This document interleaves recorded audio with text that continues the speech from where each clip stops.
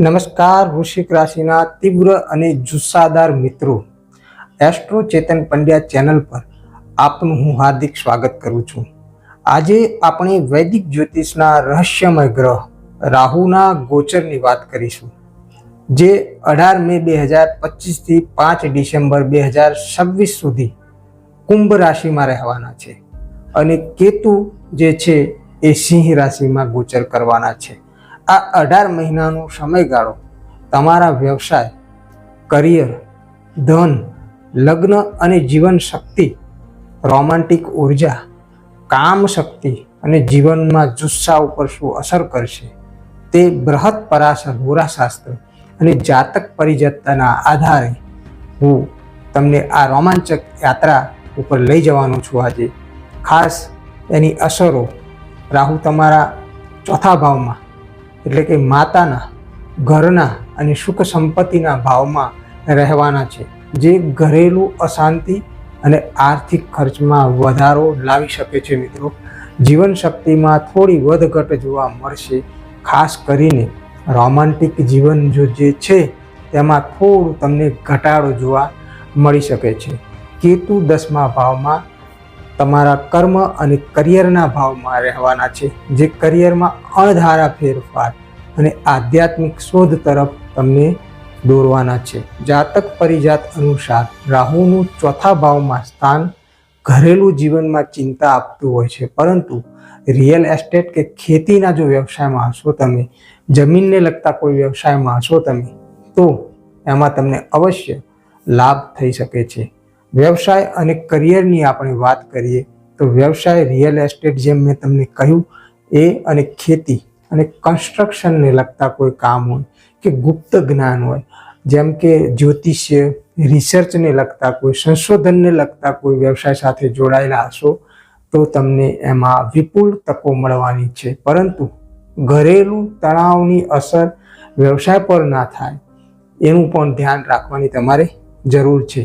શનિશાસ્ત્ર અનુસાર નવા પ્રોજેક્ટમાં સાવધાની ખાસ રાખવાની જરૂર છે. કોઈ નવા પ્રોજેક્ટ તમે જો શરૂ કરવાના હો તો એમાં સાવધાની આ 18 મહિના દરમિયાન રાખવી જરૂરી છે. કરિયરમાં અણધાર્યા ફેરફારો, જેમ કે નોકરીનું પરિવર્તન થાય, નવી જવાબદારીઓ બોસ દ્વારા આપવામાં આવે, આધ્યાત્મિક શોધથી કરિયરમાં નવું દ્રષ્ટિકોણ પણ તમને મળવાનું છે.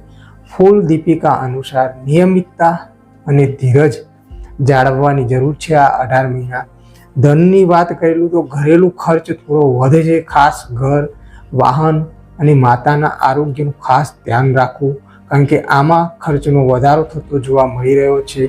રિયલ એસ્ટેટમાં રોકાણથી લાભ થઈ શકે છે. જો પૈસા તમે રિયલ એસ્ટેટમાં રોકતા હો તો લાભ થશે, પરંતુ જોખમવાળા રોકાણો ટાળજો. બૃહદ પરાશર હોરાશાસ્ત્ર અનુસાર નાણાકીય આયોજન અને બજેટ જરૂરી છે. બેસી અને પ્લસ માઇનસ કરવું ખૂબ જ જરૂરી છે. લગ્ન જીવનમાં ભાવનાત્મકતા થોડી ઓછી રહે છે, ઇમોશન ઓછું થઈ રહ્યું છે, ખાસ કરીને ઘરેલું તણાવના કારણે. નવા રોમેન્ટિક આકર્ષણો આવશે, નવા વિચારો આવશે, પરંતુ શુક્રશાસ્ત્ર અનુસાર સંયમ અને ખુલ્લી વાતચીત કરવી, ક્યાંય પણ મનમાં રાખવું નહીં, કારણ કે એ તમારો તણાવ અને એન્ઝાયટી લેવલ વધારી શકે છે. જીવન શક્તિની વાત કરીએ તો રોમેન્ટિક ઉર્જા જીવનમાં થોડી ઓછી થતી જોવા મળશે, પરંતુ ઊંડા ભાવનાત્મક જોડાણ જોડશો તો આ તકોનું પ્રમાણ વધતું જોવા મળશે. જીવનનો જોમ, ઘરેલું અશાંતિ અને કરિયરના ફેરફારોને કારણે જીવનનો જોમ થોડો ઘટી શકે છે. શિવ પુરાણ અનુસાર શિવ ઉપાસના અને ધ્યાનથી આ ઉર્જામાં વધારો થઈ શકે છે. શિવનું ધ્યાન કરો સવારમાં. રાહુની દ્રષ્ટિ જે તમારા હાઉસ ઉપર પડવાની છે એ 10મો ભાવ એટલે કે કર્મનો ભાવ જે છે, એટલે કે કરિયરમાં અસ્થિરતા રાહુ લાવે છે, પરંતુ નવી તકો પણ સાથે આપે છે. 12મો ભાવ જે છે વ્યયનો, જે ખર્ચમાં વધારો કરે છે, સાથે સાથે આધ્યાત્મિક શોધ પણ તમને આપે છે. બીજો ભાવ જે છે ધન અને વાણીનો છે, એ આર્થિક અસ્થિરતા સાથે, પરંતુ વાણીમાં થોડી આક્રમકતા વધારે ના બને એનું ધ્યાન રાખવું જરૂરી છે. શુભતા અને અશુભતાનું પ્રમાણ 30% છે, જ્યારે શુભ રિયલ એસ્ટેટ અને આધ્યાત્મિક શોધમાં સૌથી વધારે મળતું દેખાઈ રહ્યું છે. 70% અશુભ છે. ઘરેલું અશાંતિ અને આર્થિક ખર્ચ ઉપર નિયંત્રણ રાખવું ખૂબ જ જરૂરી છે. રાહુનો બીજ મંત્ર કરીને તમે આ ફળને શુભ ફળમાં ફેરવી શકો છો. ઓમ રામ રાહવે નમઃ. ઓમ રામ રાહવે નમઃ 108 વાર શનિવારે જાપ કરો. અને ચંદ્રનો એક મંત્ર છે, ઓમ શ્રામ શ્રીમ શ્રોમ સહ ચંદ્રમસે નમઃ 108 વાર સોમવાર. અને મહામૃત્યુંજય મંત્રના 11,000 જાપ આ 18 મહિના દરમિયાન તમે કરતા રહેશો તો 100% રાહુના શુભ ફળ તમને પ્રાપ્ત થશે. ઉપાય વૈદિક શાસ્ત્રોના આધારે છે. આ ચંદ્રવારે એટલે કે તમે સોમવારે દૂધનું દાન કરો જરૂરિયાતમંદને. આ ચંદ્રશાસ્ત્રની અંદર લખેલો ઉપાય છે, જેનાથી તમારે તણાવ જીવનમાં દૂર થશે. શિવલિંગ પર જળ અને દૂધ મિક્સ કરીને ચડાવો. ખાસ કરીને શનિવારે આ શિવપુરાણની અંદર લખેલું છે. કાળા તલનું દાન શનિવારે કરો, શનિ શાસ્ત્રમાં લખેલું છે. અને નાગપંચમીએ ખાસ ઉપવાસ રહેવાનું ના ભૂલશો. નાગ દેવતાની પૂજા કરવાનું ના ભૂલશો.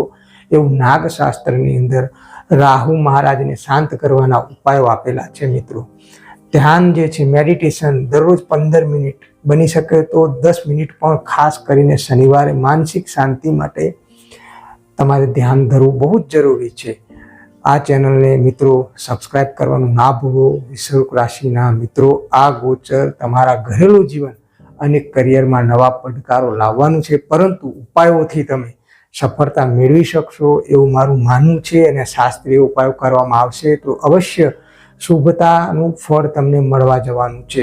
એસ્ટ્રો ચેતન પંડ્યા ચેનલને સબસ્ક્રાઇબ કરો, લાઈક કરો અને કોમેન્ટમાં જય ગુરુદેવ લખો. વૈદિક જ્યોતિષ શાસ્ત્રના રોમાંચક યાત્રામાં અમારી સાથે જોડાઓ. ફરી મળીશું આવા એક અદ્ભુત વિષય સાથે. ત્યાં સુધી મને વિદાય આપો. જય ગુરુદેવ.